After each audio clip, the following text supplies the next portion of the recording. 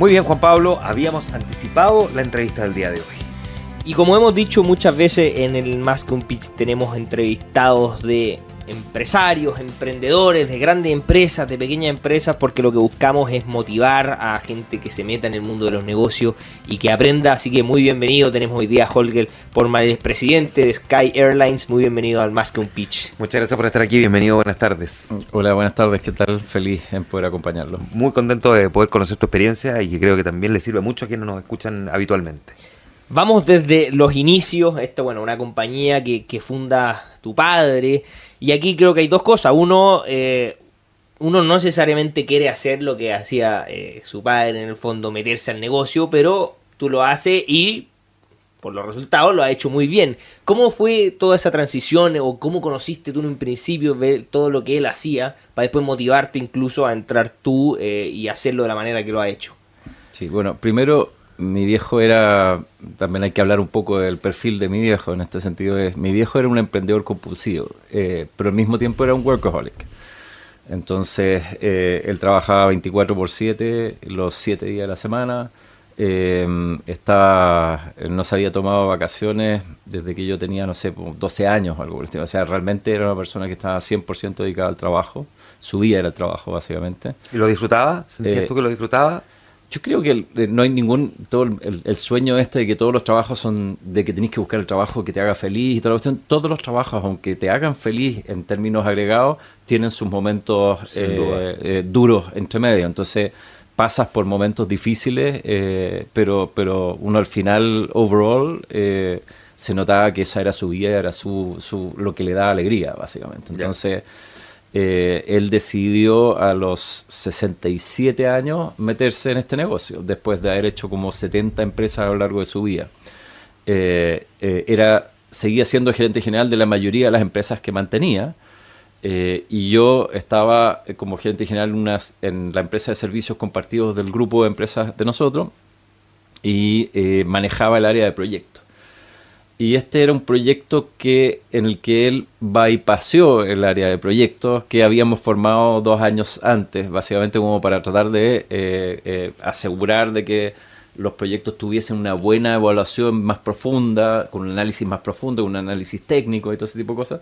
Entonces mi viejo empezó a tener reuniones con socios potenciales y terminó metiéndose en este negocio, y ahí yo dije, bueno, mejor me voy, porque en realidad yo lo que estaba tratando de hacer, de persuadirlo a él y al resto del equipo de que nos dedicáramos más a los negocios core de nosotros en ese momento, que sentía que requerían mucha atención y estaban un poco a la deriva o sin la atención que requerían del dueño, porque estaba explorando y tratando de meterse en más negocios. ¿Cuáles eran esos negocios que tú sentías que requerían como más atención, como para poder, así como en esa época era, por la cadena de supermercados, que eran los supermercados Las Brisas, que eran de nosotros en esa época. Después él terminó vendiéndoselos al hermano. El otro era la distribuidora Delco, y teníamos un tema de inmobiliario, y teníamos además varios otros negocios de tamaño menor. Entonces ahí había que poner, sentías tú, la mayor atención. Lo que nos estaba pasando es que los competidores que estaban full metidos en cada uno de esos negocios estaban avanzando más rápido que nosotros. Y eso, había un riesgo de que básicamente quedáramos desplazados en cada uno de esos negocios por la falta de atención y de estar reinvirtiendo en los mismos negocios. Pero cuando ya se concretó la idea de entrar en la aerolínea, ahí yo le dije, estoy haciendo el loco, en realidad, y tuve una conversa más profunda con él. Le dije, yo siento de que le estoy haciendo más daño a la empresa, porque tú eres el líder acá y tú eres el que tiene que definir para dónde va el rumbo y toda la cuestión. Yo no he logrado persuadirte en lo que yo creía que era necesario, y veo que donde yo estoy mandando una señal distinta a los equipos. Al final siento que le estoy haciendo más daño a la empresa que porque tú quieres seguir con la aventura del emprendimiento. Entonces mejor voy a echar un pie al costado. Y aproveché de irme a estudiar, a hacer un MBA afuera. ¿Esto fue qué año más o menos? En 2001. En 2001, ya, hace 23 años ya. Exacto. Entonces ahí me fui, y me fui a hacer, eso fue una decisión relámpago, hablando con mi esposa y toda la cuestión. Esto fue una decisión que tomamos en abril. y en agosto ya estábamos en Estados Unidos haciendo el MBA. Entonces, ¿Tú tenías hijos? tenía una hija. ¿Una hija? Una hija ya, estaba casado 3 años, nos casamos en el 97, en ese momento eran 4 años de casado, y ya teníamos una hija que tenía 7, 8 meses más o menos. Ah, ya, estoy pensando Ya que chiquitita, sí. la decisión de irse no es lo mismo con o sin hijos, porque implica también un cambio de vida para los hijos, ¿no? Claro, Claro, pero no, pero en este a esa caso, altura claro. para la hija era poco el impacto. No, Esa claro, era y prácticamente era cuando nulo. yo tenía, en ese momento tenía 31 años. Se me fui, y ya cuando estaba haciendo el MBA, ya nos habíamos metido en el negocio de la aerolínea, y mi viejo me empieza a llamar y me dice, oye, necesito ayuda puedes ir a visitar a ese proveedor, necesito ayuda con este repuesto, necesito ayuda con esto otro, y de ahí de forma remota me fui metiendo un poco en el mundo aeronáutico desde el área de los repuestos, se podría decir. Entonces, y después de varios años que nos quedamos vivir allá un tiempo atrás, yo había negociado con mi esposa, porque ella es como súper de estar cerca de la familia y cosas así. Había negociado con ella poder estar 5 años fuera de Chile, 2 años de estudio más 3 años de pega o algo equivalente. Y cuando llegaron los 5 años, mi esposa me empezó a decir, ¿cuándo nos vamos? ¿Cuándo nos vamos? ¿Cuándo nos vamos? Pero era la conversa todos los días. ¿Y a ti se te había olvidado o lo tenías en tu cabeza que tú decías, se me va a cumplir Yo el estaba plazo? consciente del compromiso, pero tenía la esperanza de De que lo esté que pasando después de bien. unos cuantos años hubiese la flexibilidad de que, ¿sabes qué más?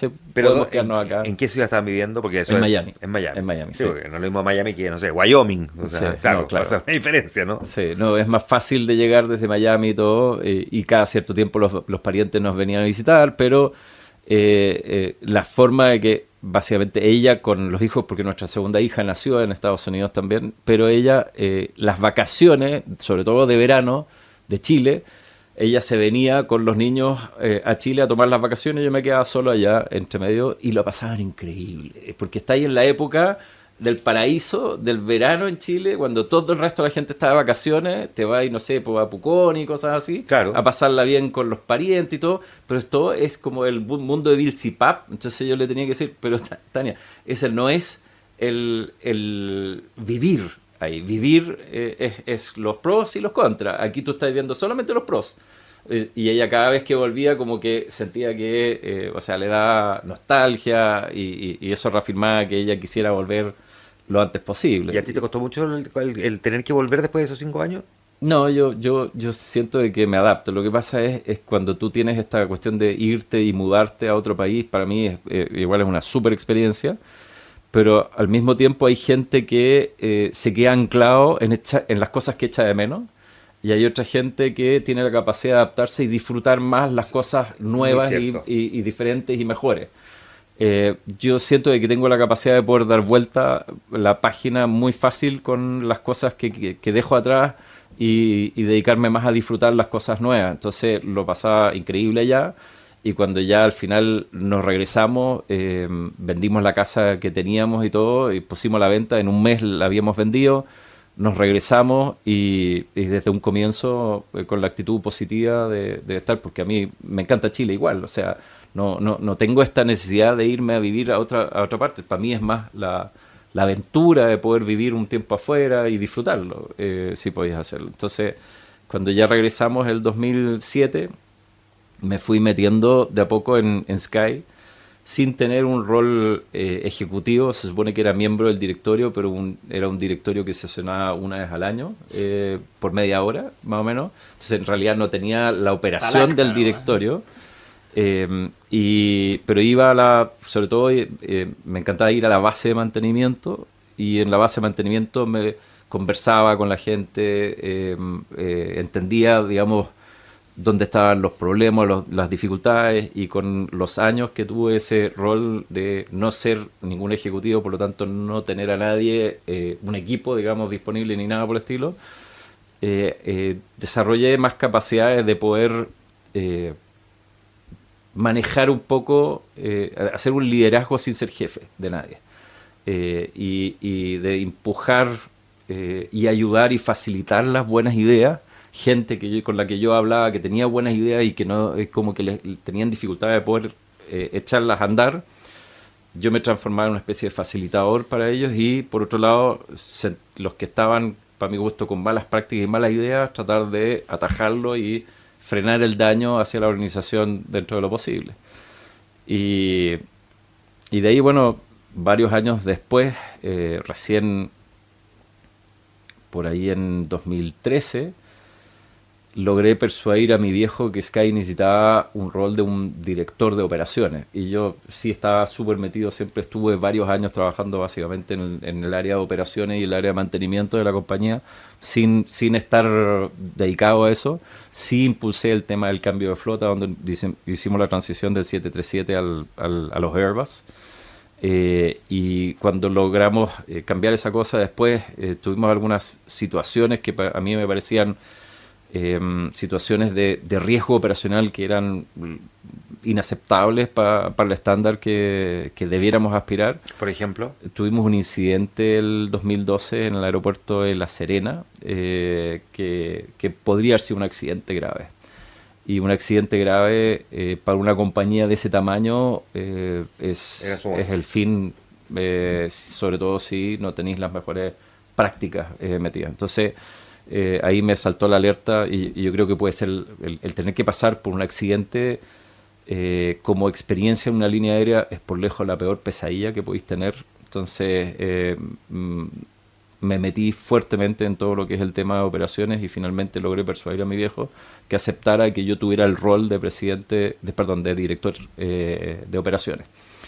Y ese rol lo tomé en septiembre del 2013 y empezamos a implementar un montón de cosas para mejoras de los procesos, como el gestionar con data las operaciones, forzar la salida de la flota de los 737-200, que eran aviones análogos, como de diseño de la década de los 60, se podría decir. Entonces nos pegamos el salto generacional de los aviones y un año después, en septiembre del 2014, fallece mi viejo. Y ahí mi viejo, como te decía, era emprendedor compulsivo y workaholic, pero también era micromanager. Entonces él quería tener control. Cáchate la combinación. O sea, quería tener el control de todo lo que pasaba dentro de la compañía. O sea, no dormía tu viejo. Sí, y antes que yo tomara la dirección de operaciones, había 70 personas que le reportaban a él directamente, solo en Sky, más todo el resto de las empresas.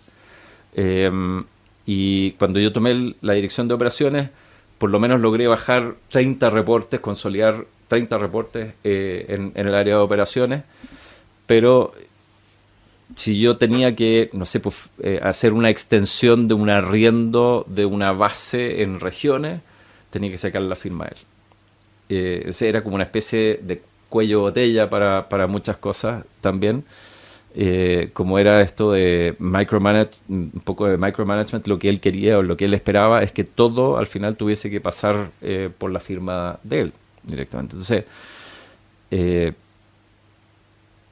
logramos mejorar la parte operacional de la compañía, iniciamos un proyecto de mejora de puntualidad y un montón de otras iniciativas en la parte de operaciones, pero cuando él fallece, pocos días antes firmó un poder a mi nombre y ya eso para mí fue la señal clara de que la enfermedad que tenía era súper grave y que era un poco probable que él pudiera salir de vuelta del hospital, y con eso de firmar el poder a nombre mío tuve que armar el equipo nuevo de Sky, básicamente. Te propongo que vayamos a la pausa, Juan Pablo. Holger, vamos a ir a la pausa y ahí vemos cómo desde ese momento en adelante, ¿no?, se trabaja y se convierte en lo que es hoy día. Estamos en Más que un Pitch, vamos a la pausa, estamos de vuelta de inmediato. Juan Manuel Astorga y Juan Pablo Silva te acompañan cada tarde en Más que un Pitch, un programa de Radio Infinita y el DF+, para conversar con los emprendedores y sus proyectos.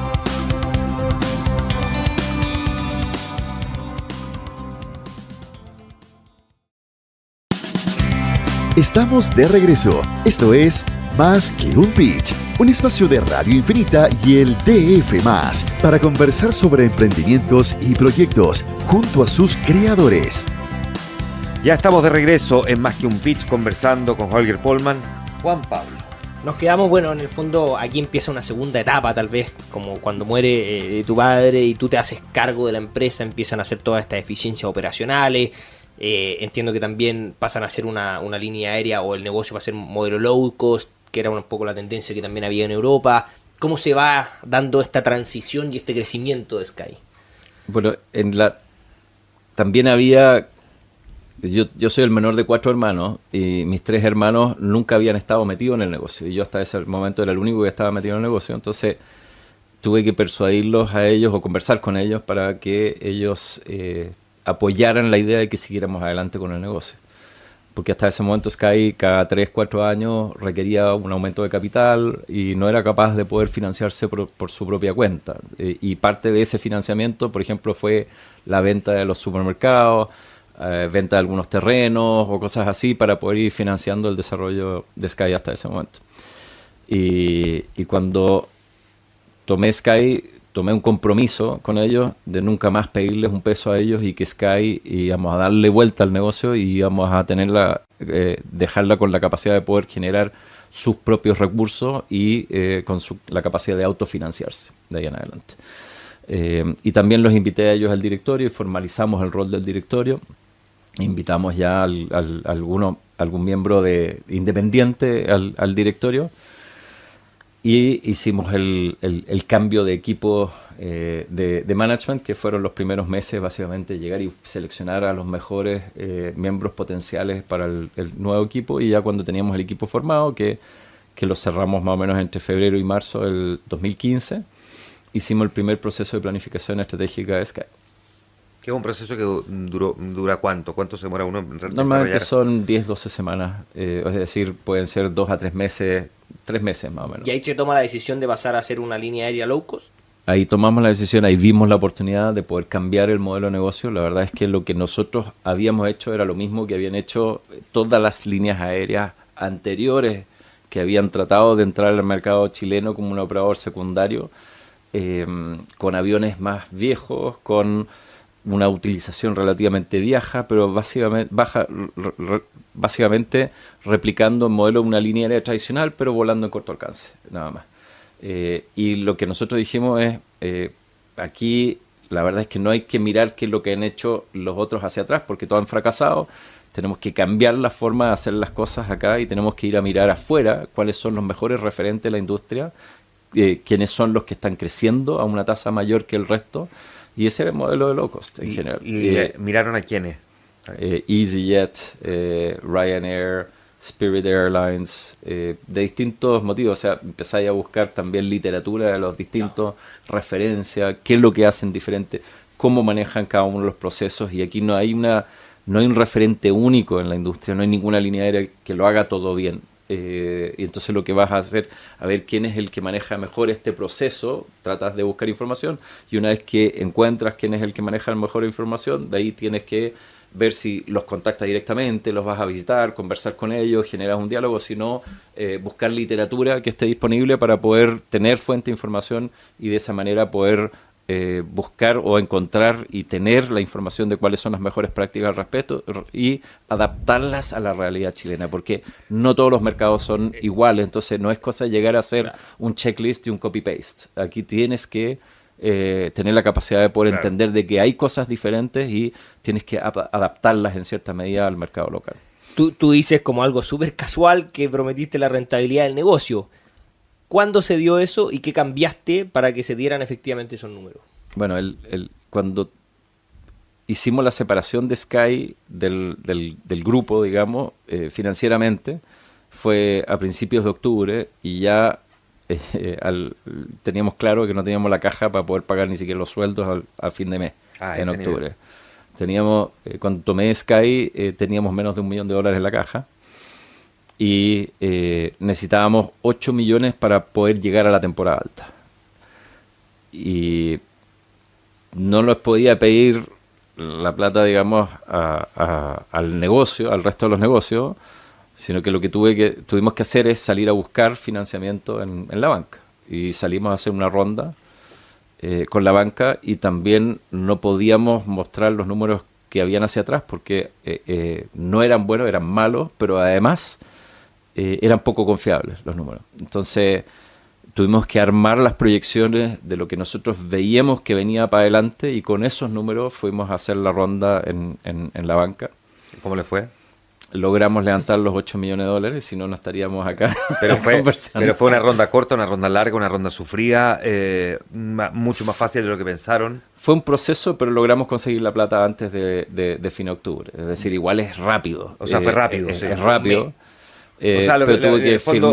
firmar un aval personal, o sea, poner toda la carne arriba de la parrilla, Ya, básicamente. pero la banca creyó en esa proyección que ustedes hacían de números. Sí. Ya, eso es clave. O sea, claro, estos son los números y nos pidieron todo tipo de detalle para poder justificar los números que teníamos y nos dieron un crédito por 90 días. Y tampoco era un crédito de largo plazo, era 90 días, $8 millones y con un aval personal. Entonces, yo estaba tan confiado de que íbamos a tener una temporada alta buena y que además íbamos a tener con eso la capacidad de poder devolver el crédito, que me tiré a la piscina nomás. Estuve dispuesto a correr el riesgo con respecto a eso. ¿Y qué tanto mejor fue? O sea, está claro que la temporada fue buena. Tuvimos la temporada alta, Pero logramos, tuvimos que después refinanciar, pero logramos pagar parte de la deuda y después refinanciamos un poco el plazo también, pero en poco tiempo logramos pagar ese crédito y tuvimos la capacidad de poder generar la caja que necesitábamos para poder desarrollarnos de ahí en adelante, básicamente. ¿Qué es lo que hace distinto al Sky 1.0, si lo querés decir así, que en el fondo había creado tu viejo, y tú en el fondo a que pasas a ser una compañía rentable? ¿Cuáles han sido como estos hitos o estas formas de manejar la empresa que pasa a ser una compañía que tiene menos $1 millón a ser una compañía rentable y con los números que hoy día se conocen? Es que es demasiado, la cantidad de cambios que hicimos en la organización es demasiado, pero básicamente, primero obviamente un foco súper fuerte en lo que es el tema de eficiencia, hay un foco fuerte en lo que es el tema de simpleza también, porque la mayoría de las low cost básicamente vuelan un solo tipo de avión, y también las low cost de calidad tienden a volar con aviones nuevos. Entonces, el sueño de nosotros era que teníamos que migrar de la flota que teníamos en ese momento, que eran aviones de una flota de una edad promedio de 12 años, básicamente, y lo que queríamos era hacer una transición de esa flota de mediana antigüedad a una flota completamente nueva, de última generación, y tratar de hacerlo lo más rápido posible. O sea, el desafío no era menor, porque hacer un cambio, una transición de flota a la mayoría de las líneas aéreas en el mundo es un proyecto que toma más de 10 años hacerlo. Y nosotros hicimos 2 cambios de generaciones de flota en menos de 10 años. Perdona, inevitablemente es un negocio tan distinto a otros, ¿no? Una cosa es querer hacer un cambio de flota, otro es que a quien uno le va a comprar esos aviones te diga en cuánto tiempo los puede tener disponibles, porque no es ir a comprar una automotora, digamos, ¿no? No una flota de camiones.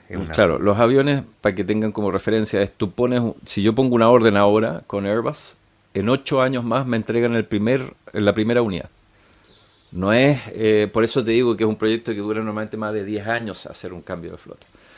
Y nosotros hicimos básicamente, no una licitación, pero hicimos un análisis bien profundo de cuál era el avión del futuro de nosotros por ahí por el año 2016. Empezamos en el 2015, pero terminamos el proyecto en el 2016 y ahí tomamos la definición de que el A320neo iba a ser nuestra flota del futuro.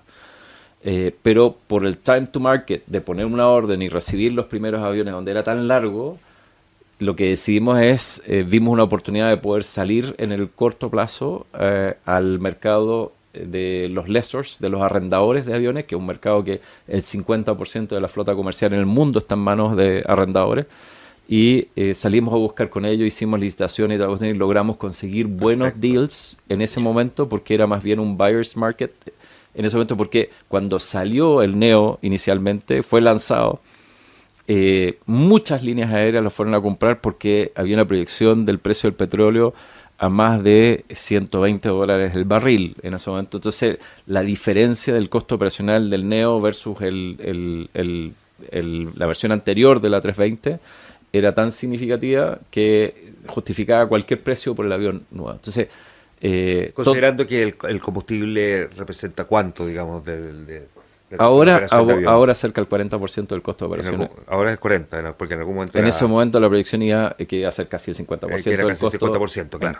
con la ese flota de 10% generación más hace una antigua. diferencia muy relevante. Claro. Entonces, eso valía la pena hacer, o sea, no había como si era un no-brainer tener que hacer el salto a la nueva generación de aviones. Oye, pasando más a tu parte del management, de tu estilo de trabajo, yo conversando con gente me decían que muy cercano, siempre muy encima, saludando a muchos de las personas, en el fondo los tripulantes de cabina, con nombre, que incluso tú muchas veces eras tú el que servías la bebida en los vuelos. ¿Cuál es tu estilo de liderazgo dentro de la compañía? Bueno, ahora yo he cambiado el rol. Entonces, Claro. ¿qué es lo que pasa? Que en el 2014 yo asumí el rol del CEO en su momento.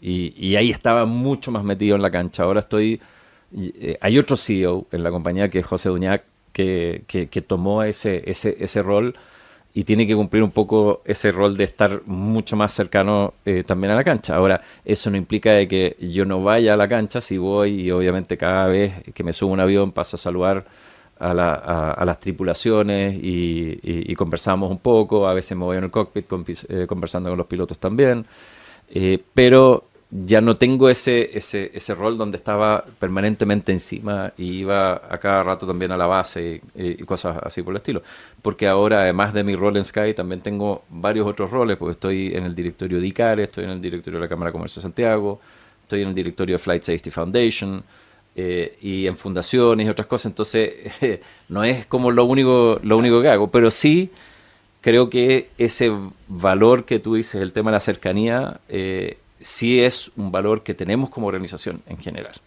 Entonces es uno de los 4 valores de nosotros. Nosotros tenemos el ser valiente, correcto, cercano y comprometido, y esos valores reflejan a la mayoría de la gente dentro de Sky. Es más, todo el tema de los valores lo tenemos como parte del proceso de selección de la gente. El de valiente, porque los otros uno los comprende, ¿no? Y los identifica probablemente muy rápidamente con la aerolínea. Pero ¿cómo definen ustedes valiente en este contexto? Bueno, primero, cuando tú creas el proceso de valores de nosotros, no es que nosotros hayamos querido forzar el tema de los valores. Es un proceso de descubrimiento de valores, más bien, que hicimos en el 2016 cuando dijimos, oye, tenemos que cambiar la marca, esta cuestión de las palmeras en la cola, que no reflejan mucho como seguridad, es todo lo contrario, entre comillas. Entonces dijimos, tenemos que cambiar la imagen, pero la imagen al mismo tiempo, para ser más potente, tiene que estar anclada a la cultura de la organización. O sea, para eso hicimos este proceso de descubrimiento de cultura, que participaron más de 300 personas de todos los niveles jerárquicos dentro de Sky, y eso al final termina haciéndolo mucho más robusto. Lo que nosotros hicimos es básicamente explorar cuáles son los valores comunes que tiene y que la gente percibe que la organización siempre ha tenido. Entonces, uno de los valores, que es el de ser valiente, es, tú lo ves incluso en el caso de mi viejo, que a los 67 años decide entrar en este negocio. Perfecto. Que es un negocio de alto riesgo y bajo retorno. La mayoría de las líneas aéreas en el mundo pierden plata. Como ese dicho que es como, if you want to be a millionaire, start off, parte como billonario y cómprate una línea aérea. Claro. O algo por el estilo. Entonces, ya tenéis ahí el ejemplo, pero también el ejemplo de cambiar el modelo de negocio, es de atreverse a hacer las cosas. Pero nosotros es como que tener coraje, al final es como tener la capacidad de poder enfrentar a un competidor que es muy grande, digamos, y que, no sé, llena toda la historia de la visión de Chile, básicamente, y cambiar la forma de hacer las cosas, es correr, es tener la capacidad de poder correr riesgos, pero riesgos calculados. Nosotros un poco lo llamamos esto de ser atrevidamente lógico. Es decir, tomar riesgos, pero estar consciente de los riesgos que nosotros estamos tomando. Aquí tú puedes ser la aerolínea más segura del mundo si tienes todos los aviones en tierra. Déjame preguntarte un poquito por eso. Tienes que administrar el riesgo, pero nosotros en términos de decisiones comerciales, de decisiones, yo digo al equipo de seguridad, al equipo de operaciones de vuelo, te digo cero riesgo. O sea, no es cero riesgo, pero tener súper controlado el tema de la seguridad. Claro, porque a diferencia de una cadena de supermercado, uno dice, primero, no es lo mismo un local donde va a estar el supermercado y cómo llenamos las góndolas, que un avión. Un avión es una cuestión portentosa, gigante, que uno la mire como que se angustia un poco por el tamaño, por lo que significa. Y además porque desafía, digamos, la naturaleza, la gravedad. Pero segundo, porque tiene ese componente también, el de la seguridad. Como tú lo dijiste hace un momento, un accidente puede cambiar completamente la historia de una empresa como esta, a diferencia del supermercado, que es lo que te puede pasar, que la gente te compre menos, que sale un yogur vencido, digamos. Esto no, esto es otra cosa. Sí. Es un riesgo muy grande. Sí. Y nunca se te apretaba la guata pensando en eso. Porque Sí, claro que sí. Por lo mismo, me metí yo personalmente en temas de decisiones de seguridad en la compañía. Cuando yo fui, y partiendo cuando tomé la dirección de operaciones, a cambiar un montón de temas en la parte de operaciones y a estudiar mucho, porque esta cuestión es fundamental, esto de tener curiosidad y querer aprender y no creerse dueño de la verdad, y investigar y conversar con expertos y tratar de buscar cuáles son los referentes de las mejores prácticas. Entonces, estuvimos un tiempo en eso, porque obviamente yo no nací teniendo una línea aérea ni nada por el estilo, tenéis que aprender también. Y para eso, no sé, por ejemplo, uno de los estudios que usamos como referencia, un estudio que hizo la IATA del 2010, lo cerraron al final del 2017, hicieron un análisis de los 350 accidentes de aviación que hubo durante todo ese periodo de tiempo. Estoy hablando de accidentes, la mayoría de ellos sin fatalidades. Pero hubo 350 accidentes que son, no sé, pues el avión se salió de la pista, un montón de otras cosas que sucedieron durante la operación. De esos 65% se concentraban en todo lo que es la fase de aproximación, es decir, durante el tema del aterrizaje. Entonces, la industria entendió que ahí es donde hay que poner mayor parte del foco para poder reducir la tasa de accidentabilidad en la industria, que es una industria que ha ido mejorando y mejorando la tasa de accidentabilidad y es por algo hoy en día el medio de transporte más seguro que existe. Que básicamente el año pasado hubo 0 fatalidades durante todo el año en la aviación comercial en el mundo. Entonces, sin embargo, igual hay gente que tiene temor a volar, pero es el medio de transporte más seguro que hay por lejos. Entonces, el entender primero cuáles son las fuentes y mejorar las prácticas y sobre todo meternos en esta cuestión, básicamente el tema de la seguridad durante la aproximación es entender que tienes que manejar de buena forma la energía del avión durante la aproximación. Y hay un concepto que se llama las aproximaciones desestabilizadas, que tú tienes que evitar que esté desestabilizada. Básicamente tiene que ser una aproximación desestabilizada. Y hay un montón de parámetros o sensores que tienen los aviones que tú puedes medir vuelo por vuelo para poder saber si estabas dentro de un rango aceptable o no. perfecto. Y para eso lo que nosotros hicimos ya a fines del 2013 en adelante es incorporar en toda nuestra flota la tecnología que nos permitía bajar la data del avión y tener un software en paralelo, que ese software nos hacía un barrido de toda la data del vuelo para ver si estuvimos dentro de un rango aceptable. Y partimos con una tasa de aproximación desestabilizada bastante alta. Hicimos toda una gestión para bajarla. El primer mes que hicimos el análisis fue un 8% de aproximación desestabilizada.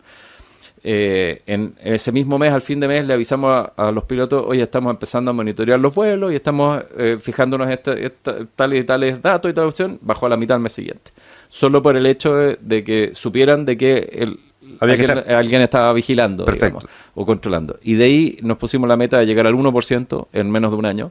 Llegamos al 1% y hoy en día tenemos una aproximación desestabilizada cada 5 meses o algo por el estilo, que es muchísimo mejor que cualquier otro operador en el mundo.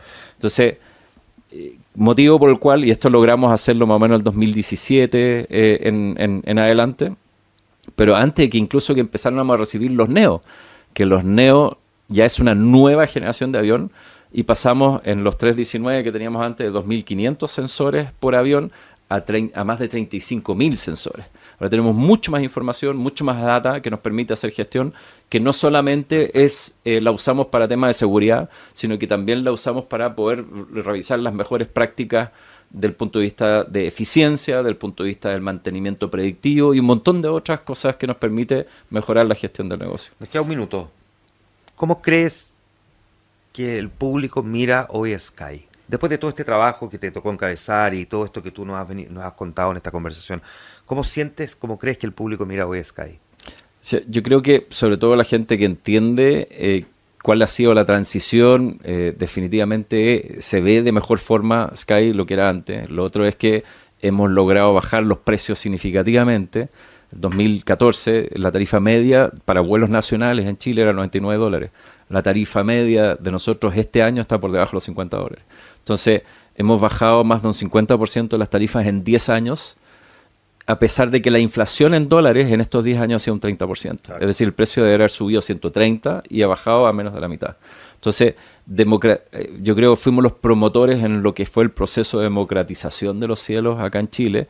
Entregamos, en ese sentido, un gran valor hacia la sociedad. Forzamos al operador más grande a tener que adaptar su negocio también a esta nueva realidad, en cierta medida, que lo ha manejado, para mi gusto, de bastante buena forma, pero con muchas dificultades en un comienzo. Y yo creo que la percepción es que estamos haciendo las cosas mucho mejor, pero eso no quiere decir que no tenemos muchas cosas que tenemos que seguir mejorando. Sobre todo porque este año, hace 3 meses atrás, hicimos un cambio de sistema y estamos en todo lo que es el proceso de estabilización del nuevo sistema ahora, y estamos con algunas dificultades que lo que esperamos con el nuevo sistema es mejorar la experiencia de clientes más todavía. Pero inicialmente hay un periodo de ajuste donde hay algunas cosas que no están funcionando como nosotros quisiéramos y las estamos ajustando, y cada semana estamos sacando nuevas capacidades y nuevas cosas que nos van a ir permitir mejorar y tener al final una experiencia de cliente mejor que la que nosotros teníamos con el sistema Perfecto. Que usábamos antes. Pero hicimos un cambio, un Big Bang de sistema en Chile y en Perú al mismo tiempo los sistemas, y es una operación que está en vivo. Gran conversación, Holger. Qué agradecido estamos, porque es una manera de poder entender también y tener una aproximación a el desarrollo, en este caso, de un negocio de una manera, digamos, muy cotidiana, ¿no? Muy cercana, y por lo tanto creo que nos ayuda a nosotros, pero fundamentalmente a los que nos escuchan, a entender un poco mejor también una empresa que muchos llevan, ¿no? Ahí muy, muy presente en nuestro país. Muchísimas gracias por haber estado conversando esta tarde con nosotros. Yo encantado, feliz.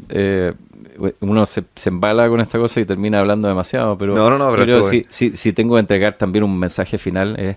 Incluso en el caso de nosotros, bueno, acá la dimos vuelta. Es porque nosotros empezamos a romper los paradigmas de la industria y los típicos trade-offs de decir cómo podéis bajar el costo y al mismo tiempo mejorar la seguridad, y al mismo tiempo mejorar la experiencia de cliente, y al mismo tiempo mejorar el clima organizacional y tener una mejor relación con todos los stakeholders. Eso es el desafío grande que hemos tenido en estos últimos años, y es lo que seguimos trabajando, en cómo poder seguir siendo más eficiente, cómo podemos seguir apuntando a mejorar la experiencia del cliente, pero sin subir más los precios. Y ese es el desafío que tenemos ahora por delante. Extraordinario. Extraordinario. Gran conversación. Muchísimas gracias por venir aquí. No, gracias, feliz. El camino que han seguido los emprendedores se lo contamos cada tarde en Más que un Pitch, un programa de Radio Infinita y el DF+, junto a Juan Manuel Astorga y Juan Pablo Silva.